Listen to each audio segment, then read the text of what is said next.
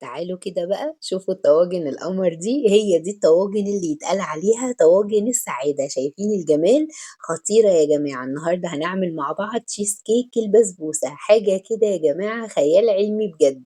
بصوا شكلها عامل ازاي، شكلها رهيب جدا وطعمها في منتهى الجمال. انا عايزاكم تعملوا لايك وشير كتير للفيديو ده عشان ندخل نشوف الطريقة والمقادير. بس الاول هوريها لكم عن قرب كده، اوريكم قد ايه هي جميلة ولذيذة. بصوا ميكس بقى بين البسكوت والقشطة والبسبوسة، حركات رهيبة. يلا بقى بسرعة كده لايك وشير كتير، ويلا بينا ندخل على المقادير وطريقة التحضير.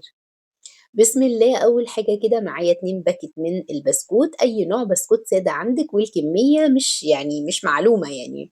مش هقولك هاتي ربع كيلو هاتي نص كيلو، لا، أي كمية موجودة عندك هتعملي بيها الوصفة دي.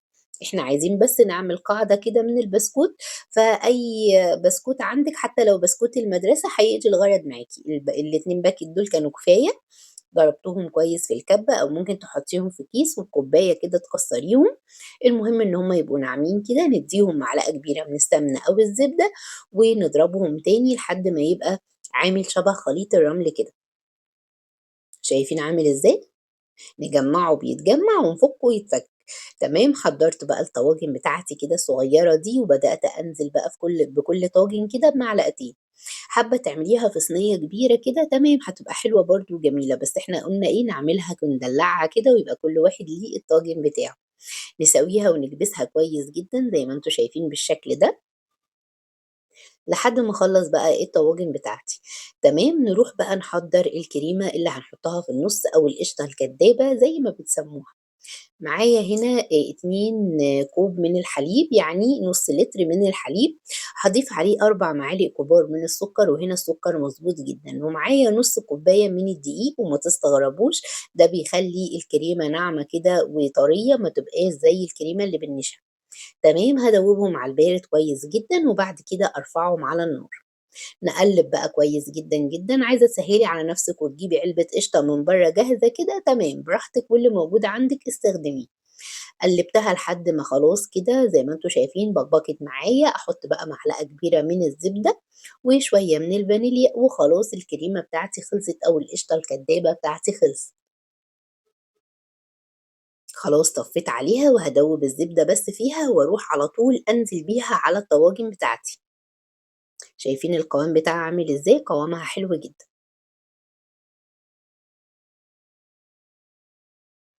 بس كده على الطواجن بقى على طول أوزّعها كده في كل طاجن شوية بالتقريب بقى كده، يعني كل طاجن معلقتين والّا حاجة، ننزل بيها بالشكل ده.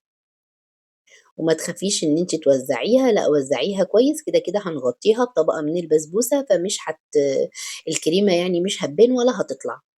تمام. نعمل البسبوسة بقى. معايا نُص كوباية من السكر، نُص كوباية من الحليب يكون سُخن، معلقتين كبار كده من السمنة هرميين. نقلب بقى الكلام ده كله عشان ندوب السمنة وندوب السكر بمضرب كده. بعد كده باحط معلقتين من جوز الهند أو ربع كوباية. بعد كده باحط معلقتين من الدقيق وأقلب، الدقيق الأبيض بتاعنا العادي خالص. أقلب وأخلط كل ده مع بعضه، ومعلقة صغيرة من البيكنج باودر وبرده أقلب. وبعد كده باحط كوبايتين من السميد، تمام كده، السميد بتاع البسبوسة اللي مش بيبقى عليه أي إضافات، تمام، وأقلب كويس جدًا. وبعد كده أنزل بقى بالخليط بتاعي بالشكل ده، أغطي بقى الوش بتاع الكريمة اللي عملناه. شايفين الطاجن سهل خالص، ما خدش معايا وقت. وبعد كده هنسويه بالمعلقة بالشكل ده لحد ما نخليه كله سِوَى واحد بالشكل ده زي ما أنتم شايفين. بيبقى مغطي الكريمة خالص، وطبعًا بنمسح أي زيادة بالمنديل، مش هتبقى باينة معانا خالص. آخر حاجة وده اختياري، هازين كده بشوية من البندق، تقدري بقى تحطيه سوداني، تقدري تسيبيها كده من غير أي حاجة. لو عندِك مكسرات مشكلة حطي، وممكن تبقى سادة هتبقى حلوة برضه.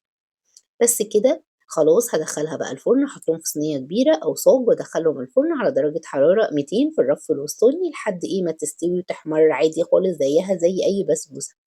نيجي بقى للصوص اللي هنسقيها بيها. مش هنسقيها بشربات بقى ولا أي حاجة. دي كوباية من الحليب حطيت عليها 3 أو 4 معالق كده من السكر، ومعلقة كبيرة من الحليب البودر، وهارفعهم على النار. بمجرد ما يغلوا باروح مطفية عليهم وحاطة لهم نقطتين من الفانيليا. تطلع من الفرن وهو سخن طبعًا الصوص ده، والطواجن سخنة، ونبدأ ننزل بيهم بالشكل ده. شايفين؟ بُص بقى بتشرب معايا بسرعة إزاي، كل اللي تشرب بقى أروح عاطياها تاني، كل اللي تشرب باروح عاطياها تاني، هي هتاخدها الكوباية كلّها على فكرة. بس كده بقى هاسيبها تهدى وتتشرّب بقى الحليب ده كلّه زي ما أنتم شايفين، هي كوباية واحدة وهي خدتها كلّها زي ما أنتم شايفين. ممكن بقى تتاكل سخنة، الشتا جاي لنا بقى وهنبقى محتاجين حاجة سخنة تكون في الطاجن كده طعمها لذيذ، يعني تنفع كده وينفع كمان نحطها في التلاجة وهتبقى ساقعة كده وطعمها حلو، يعني زي ما أنتم حابين. إحنا كلناها دافية وكانت في منتهى الجمال، بجد طعمها حلو، تستاهل إن أنتم تجربوها. الميكس رهيب بتاع البسكوت وكمان الكريمة مع البسبوسة، بُصّوا بقى عن قُرب، بجد يا جماعة تستحق إن أنتم تجربوها، بألف هنا وشفا لكل اللي يجربها، وما تنسوش بقى تعملوا لي لايك وشير كتير وبس كده.